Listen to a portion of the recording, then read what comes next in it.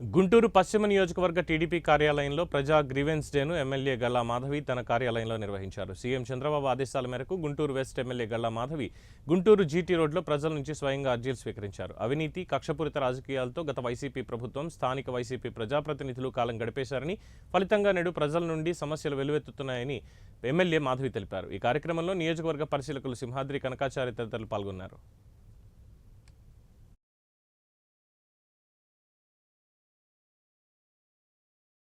ఆఫీసులు జరుపుకోవడం జరుగుతుంది. ఎన్నో రకాలైన సమస్యలతో ప్రజలందరూ వస్తూ ఉన్నారు.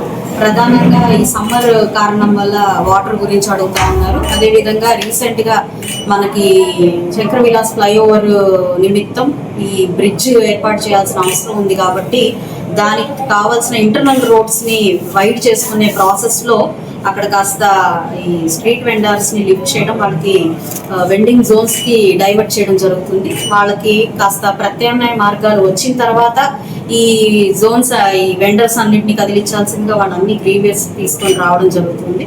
అదేవిధంగా కొన్ని డివిజన్స్లో వర్క్స్ ఆగిపోయిన పరిస్థితి కనపడుతుంది.